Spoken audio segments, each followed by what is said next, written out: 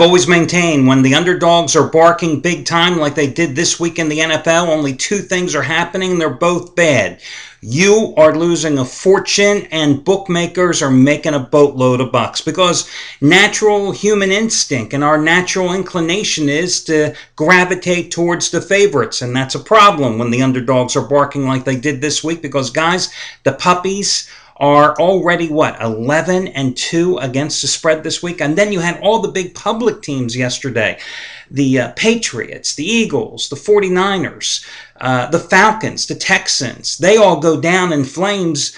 I mean, every single one of them except Atlanta losing outright. And it was a week that started on a sour note when the Steelers lost outright at Pittsburgh, or at Tennessee, as the road favorite on Thursday. And for the year, the Dogs are about 23-24 games over 500.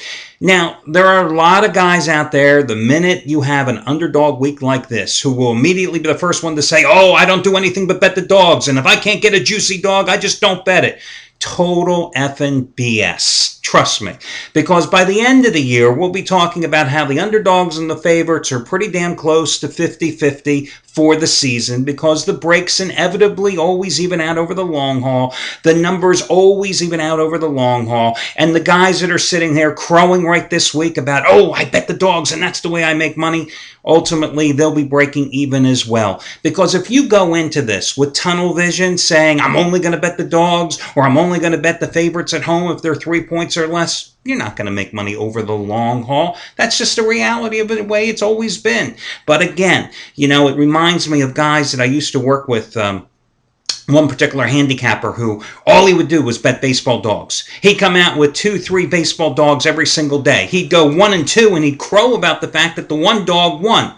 Oh, really? Well, if you win the one dog at plus 140 and you lose the other two dogs at even money, where was that a winning day? You don't bet dogs just because they're underdogs. Dogs for dogs' sake is like throwing out money sometimes.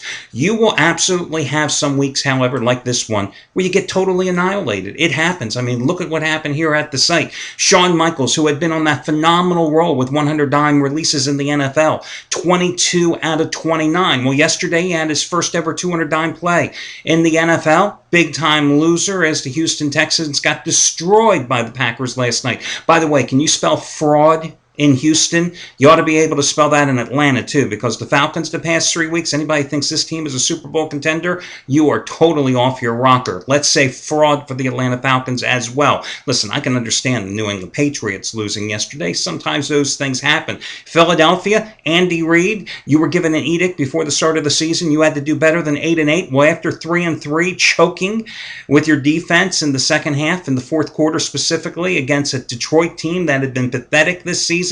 Shame on you, Andy. You might be looking for a new job soon. But as I said, it was not a great day here for the handicappers. Trust me. Look at my own personal weekend. How good were those back-to-back 15-dime losers on San Jose State and the Houston Texans? I think they lost by a combined 132 points. But some guys did have good days. Among them, Anthony Red, yesterday, 3-0 sweep. All 40 dime plays, 120 dimes of profit.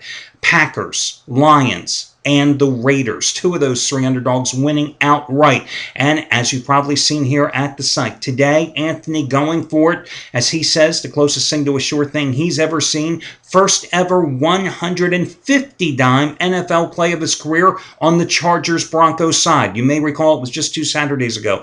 A-Red had his first ever 150 dime college play of his career, and that was on the Florida Gators as the home dog outright 14-6, catching 2.5 points over LSU in the Swamp, and this play is every bit as strong as that one. To put it another way, yesterday he won 120 dimes of total profit with the 340 dime winners, and this one play tonight is stronger than all three of yesterday's winners. And he's cashed in the past 2 Monday nights with 30 dime releases on the New York Jets and the Chicago Bears, both underdogs covering easily. This play tonight is 5 times bigger from Anthony Red. Also, congratulations going out to Matt Rivers. Another strong weekend for him. Pushed with his 500,000 star play on Saturday with Iowa State, +6 against Kansas State in a 6-point loss. Came right back, however, with his second biggest play of the season, the year. It's the second biggest play, period, no matter the sport. A 400,000 star play, winner number 15 out of 21, as he had the Lions outright over the Eagles, just as big as his 400,000 star winner on the Titans last Thursday night, another outright winner. So those are a couple of the handicappers that did have very strong days yesterday. And I've got to talk about today's promotion before I get to your free pick, guys. It is time for the Charity Play of the Week. And I'm turning to Jeff Benton tonight, who has been nice enough to allow me to give away his play for free for the Charity of the Week promotion. As you know, this is a program I started back in March of this year, where every week I find a top play of one of the hottest handicappers and give it to you for free. And if it wins, the following day, here on the video report and right underneath the video, you'll find information about an individual, a family, a charity, somebody that needs some type of financial assistance. If the play wins, I ask you to make it totally anonymous, or you can let yourself be known to the public. It's up to you, but I don't know who you are. Make a donation of whatever you can afford, whether it's $5, $10, $15, $50, whatever you can afford. I ask you then to make the donation if the play wins. Now, if the play loses, hey, those are the breaks. It's called gambling for a reason. Tonight, for example, Jeff Benton, he has his second biggest play of the season. It's a 75-dime play. His second straight 75-dime play on Monday nights. The last one was a winner on the Chicago Bears as the road dog, +3, crushing Dallas a couple of weeks back. And it is on your total tonight. His Monday night total of the year, 75-dime NFL winner number 2 in a row, the Broncos, Chargers, over, under. Keep in mind, this is a guy over the past 6 years is 78-57 with his Monday night selections. This play is 50% bigger than his 50-dime college winner, number 6 out of 7 on Michigan by 45-0 over Illinois on Saturday. Almost twice as big as his 40-dime winner on the New York Giants outright over San Francisco yesterday. And normally it would cost you $65 if you were to purchase this play, but you can get it for free simply by using this coupon code, guys. And that code today is going to be Benton 69, Benton 69, B-E-N-T-O-N, and the number 69, B-E-N-T-O-N, and the number 69, no space between his last name and the number 69. You enter that when prompted in your shopping cart, and you'll get the play tonight for free. If you happen to be a newcomer to the site, guys, all you've got to do is go in and create an account. It takes like a minute or so to do so. You go on to Jeff Benton's homepage. You hit the Buy Now button next to this play, puts it in your shopping cart. You'll see a little box underneath where it says enter a coupon code. If you have one, you enter that code, Benton69, and you will get the play for free, plus his analysis for free. And again, if it wins tomorrow, I will put up a charitable organization, family, etc., that needs some type of financial assistance. This play has won 2 of the last 3 weeks, 10 of the last 17, or 10 of the last 16 weeks, I believe it is. And it's just a great promotion. It's our way of helping to do good for others.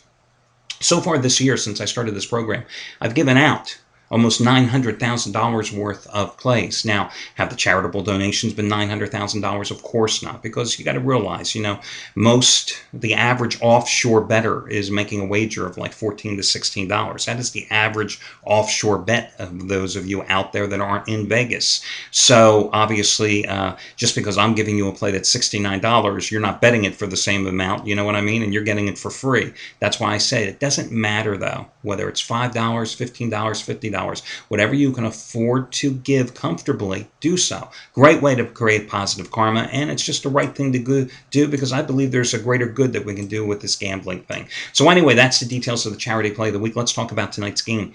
I got to be honest with you. I could see this game going either way tonight. I mean, I look at this contest and I'm going, the Broncos need to win a game here. And I mean, let's face it, the winner of this game is suddenly in first place in the AFC West.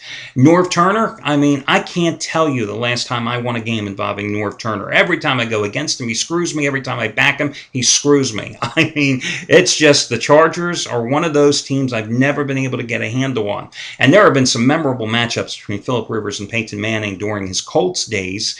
But, you look in this particular contest, the road team has won and covered the last 3 meetings, and of course this line is anywhere from pick'em to San Diego was a 1-point home chalk in this one. But, look at the Broncos. I mean, you look at last week's final score, 31-21 loss at New England. But let's face it, guys, that was a blowout game. It was a 31-7 contest midway through the third quarter. I mean, the Patriots were so dominant, especially on the ground, as they just ran right through, around, and over that Broncos stop unit. They had a 12-minute advantage in terms of time of possession in the contest. Defense gave up 444 yards. Patriots had 35 first downs in that contest and 231 total yards on the ground. That was the most rushing yards for a Patriots team since 1978. That shows you how pathetic Denver was. But then again, was San Diego much better? I mean, the pass defense was just absolutely shredded by Drew Brees, especially in the fourth quarter last Sunday night at New Orleans. And this was a pass defense that earlier this season couldn't stop Matt Ryan in a 27-3 home loss to the undefeated Falcons. I think everybody's going to look at this game tonight and figure that it's going to be a battle of passers between Manning and Rivers, and it may very well turn out to be that. But I think the bigger key to tonight's game is which team is going to have success running the ball.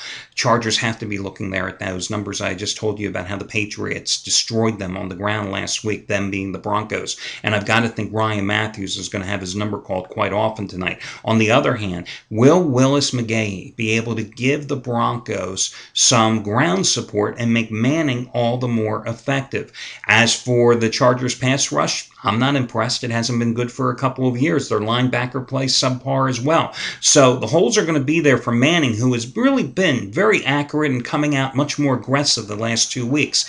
I thought Denver was the way to go in this contest. The more I thought about Ryan Matthews, however, I thought maybe the Chargers are the play here because I do think they'll win the battle on the ground. But again, this is Norv Turner. Instead, I'm looking at the total on this price, and I don't understand how the number's 47.5. I mean, I think this game has the potential to be a 28-27 game, a 31-27 game, 31-24. I mean, all those numbers, you do the math, and we're coming out to over the total. So I project the total to be somewhere around 51 to 53 points here tonight. So I would play this game over and then totally ignore the side. Just my personal opinion on that one for your free pick today. Good luck, everybody. I hope the charity play cashes in tonight, and I hope Anthony Red comes through as well.